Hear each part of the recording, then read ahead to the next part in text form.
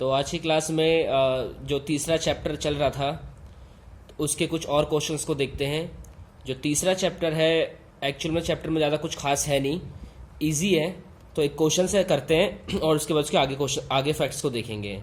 तो आज मैं इस पर होमवर्क में बहुत सारे दूंगा करने के लिए। अगर आपने उन क्वेश्चनों को बना लिया तो समझ जाना कि तीसरा चैप्टर आपका ऑलमोस्ट क्लियर हो चुका है। उसके बाद फिर राष्ट्रीय आय में कोई दिक्कत नहीं आएगी। तो एक सवाल से स्टार्ट करते हैं। क्वेश्चन है कि आपको क्वेश्चन के अंदर में NNP/FC कैलकुलेट करना है, ठीक है। तो मैं बता चुका हूं सारे फैक्ट्स।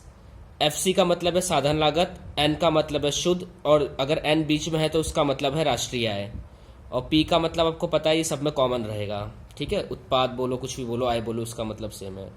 क्वेश्चन में इन्फॉर्मेशन गिवन है आपके सामने। पहली इन्फॉर्मेशन GDP/MP गिवन है आपको 5500। सेकंड लिखा है स्थिर पूंजी का उपभोग। स्थिर पूंजी का उपभोग वो गिवन है आपको 300। GST यानी वस्तु और सेवा कर, वस्तु और सेवा कर, वस्तु और सेवा कर आपको गिवन है 120। यहां पे मैं GST लिख देता हूं शॉर्ट फॉर्म में। विदेशों से राष्ट्रीय आय, विदेशों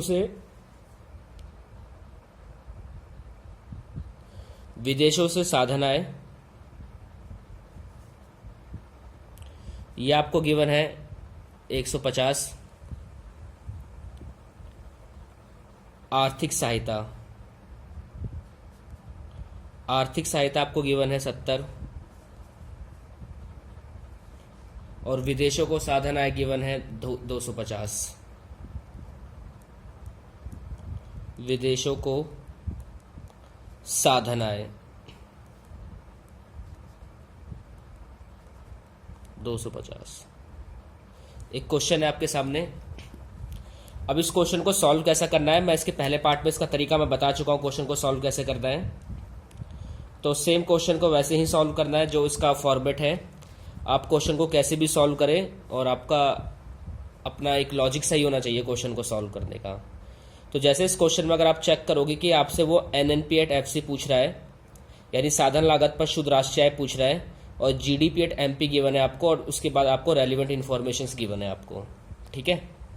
तो मैंने आपको बताया था कि जब भी कभी ऐसे क्वेश्चंस आपके सामने करने के लिए आएंगे तो आपको करना क्या है। सबसे पहले कि जो इन्फॉर्मेशन आपको पूछ रहा है ना, देखो ये तो हमें पूछ रहा है तो इसमें हम कुछ कर नहीं सकते, लेकिन जो इन्फॉर्मेशन हमें गिवन है ना, हम इन सब का यूज करके हम ये बना सकते हैं, ठीक है। तो जैसे आप देखोगे क्वेश्चन में कि क्वेश्चन में हमें गिवन है GDP/MP, ठीक है। GDP/MP गिवन है हमें 5500।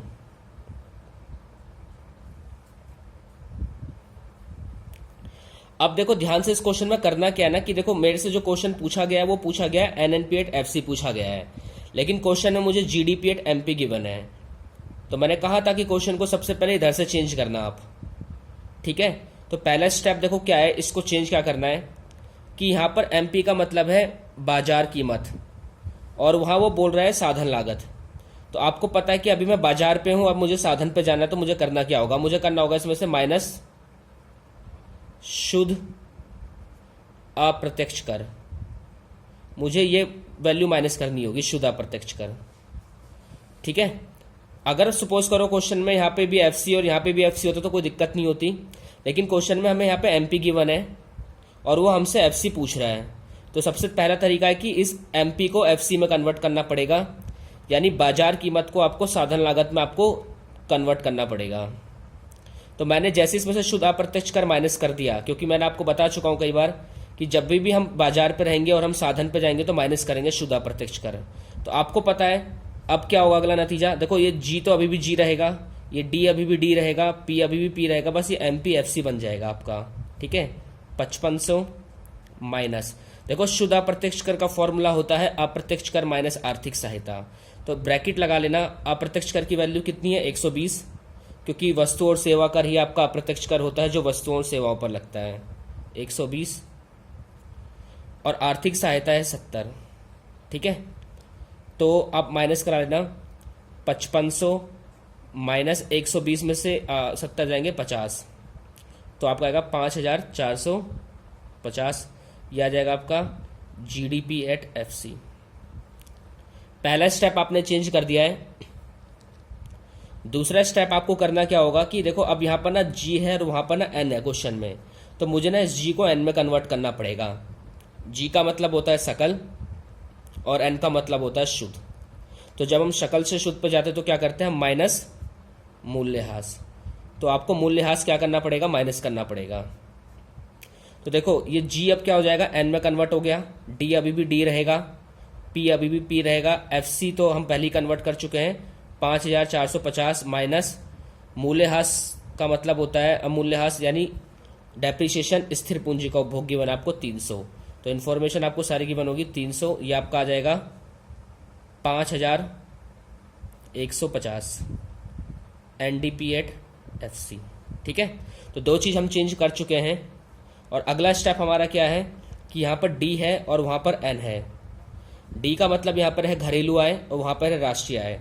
जब हम घरेलू आय से राष्ट्रीय आय की तरफ जाते हैं तो हम क्या करते हैं प्लस करते हैं विदेशों से प्राप्त सुसाधन आय। ठीक है, तो आपकी जो वैल्यू आई थी NDP एट FC 5150, इसमें क्या कर देना विदेशों से प्राप्त सुसाधन आय प्लस कर देना विदेशों से प्राप्त शुद्ध साधन आय, ये क्या कर देना प्लस कर देना। तो देखो विदेशों से प्राप्त शुद्ध साधन आय आपको क्वेश्चन में डायरेक्ट नहीं है।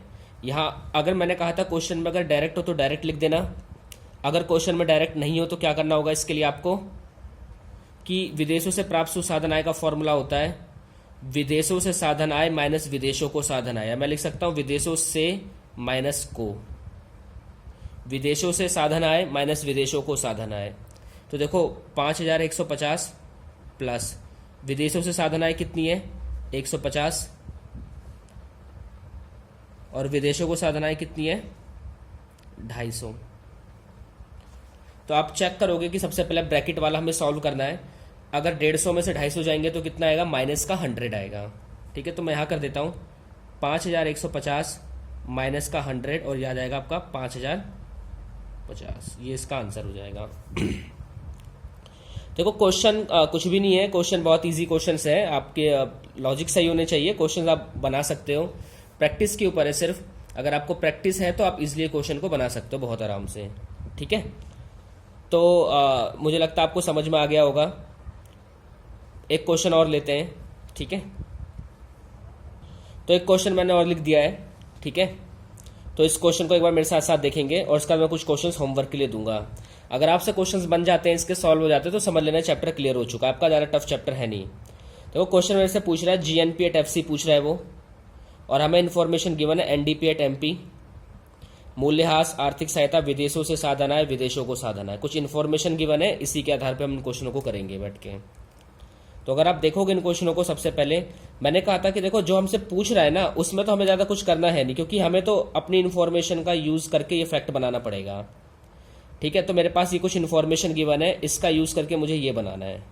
ठीक है, अब देखो कहाँ से कैसे करते हैं। मुझे NDP एट MP गिवन है, NDP एट MP कितना है 25,000। अब देखो यहाँ पर MP है और वहाँ पर FC है, तो पहला तो मुझे इसको चेंज करना पड़ेगा, यानी बाजार कीमत है और वो साधन लागत है। अभी मैं बाजार पे हूं, मुझे साधन पे जाना है वापस। तो जब बाजार कीमत से साधन लागत पे जाएंगे तो क्या करेंगे माइनस शुद्ध अप्रत्यक्ष कर, यही करोगे शुद्ध अप्रत्यक्ष कर, क्योंकि जब हम बाजार पे होते हैं और उसके बाद हम जब साधन लागत पे जाते हैं तो हमें माइनस करना होता है शुद्ध अप्रत्यक्ष कर। देखो अब जैसे ही आपने शुद्ध अप्रत्यक्ष कर माइनस कर दिया तो ये n था, D अभी भी D रहेगा, P अभी भी P रहेगा, जो ये MP है ना बस ये FC बन जाएगा 25,000 माइनस। सबसे ज़्यादा गलती यहीं पर होती है। अब इसके आगे देखो, इसके बाद आपको ब्रैकेट लगा लेना है। एक शुद्ध अप्रत्यक्ष कर का फॉर्मूला होता है अप्रत्यक्ष कर माइनस आर्थिक सहायता, अगर आप क्वेश्चन में देखोगे तो कहीं पे भी आपको अप्रत्यक्ष कर दिखाई नहीं दे रहा है, तो उसको 0 मान लेना। और आर्थिक सहायता कितना है, माइनस का 30। तो आप देखोगे माइनस माइनस प्लस हो जाएगा, तो आपका आ जाएगा 25,030। यह आपका आ गया है NDP@FC। यहाँ तक आपने एक स्टेप चेक कर लिया है। दूसरा, इसके बाद देखो दूसरा क्या है कि अगला स्टेप क्या है कि मेरे यहाँ पर मुझे क्वेश्चन में n है और वो उधर वहाँ g पूछ रहा है। n का मतलब है शुद्ध, g का मतलब है सकल। यानी जब हम शुद्ध से सकल की तरफ जाएंगे तो हम क्या करेंगे, मूल्यह्रास क्या करेंगे, प्लस करेंगे। तो प्लस मूल्यह्रास, आपको मूल्यह्रास क्या करना है, प्लस करना है जब आप शुद्ध से सकल की तरफ जा रहे हो वापस। तो 25,030 प्लस मूल्यह्रास कितना है, 5,000। तो आपका आंसर आ जाएगा। अब देखो जैसे ही आपने इसमें मूल्यह्रास प्लस कर दिया, ये जो n था आपका ये क्या बन चुका है, g बन चुका है। d अभी भी d है, p सब में कांस्टेंट रहता है, FC आप पहले चेंज कर चुके हो, यानी GDP@FC पे पहुंच चुके हो आप। यानी GDP@FC आपका आ गया 30,030। अगला लास्ट स्टेप चेक करना है कि अभी मेरे पास D है और क्वेश्चन में मेरे पास N पूछ रहा है। वो D का मतलब होता है घरेलू आय और N का मतलब होता है राष्ट्रीय आय। जब घरेलू आय से राष्ट्रीय आय की तरफ जाएंगे तो प्लस करेंगे विदेशों से प्राप्त शुद्ध साधन आय, विदेशों से प्राप्त शुद्ध साधन आय। तो विदेशों से प्राप्त शुद्ध साधन आय मैंने कहा था आपको क्वेश्चन में या तो डायरेक्ट गिवन होगा, अगर डायरेक्ट गिवन नहीं होगा तो चेक करना विदेशों से साधन आय माइनस विदेशों को साधन आय, ये आपको इन्फॉर्मेशन पक्का मिलेगी। अगर ये भी ना मिले तो 0 मान लेना। फिर 30,030 जब भी कभी दो फॉर्मेट्स होंगे किसी भी सेक्शन में, जैसे शुद्ध अप्रत्यक्ष कर में था या इसमें, तो वहां पर आप एक ब्रैकेट लगा लेना।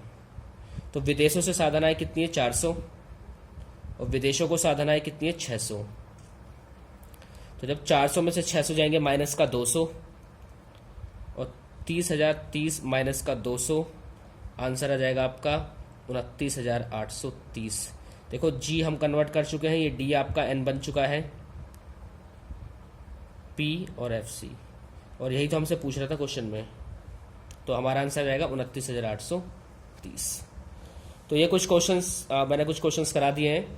अब कुछ क्वेश्चंस मैं होमवर्क के लिए दूंगा, तो आप उन क्वेश्चनों को करना और मेरे से एक बार आंसर चेक जरूर करा लेना। अगर ये क्वेश्चन आ गया आपको समझ में तो ही चैप्टर्स में आगे बढ़ेंगे, अदरवाइज फिर यहीं पे रुक जाएंगे हम।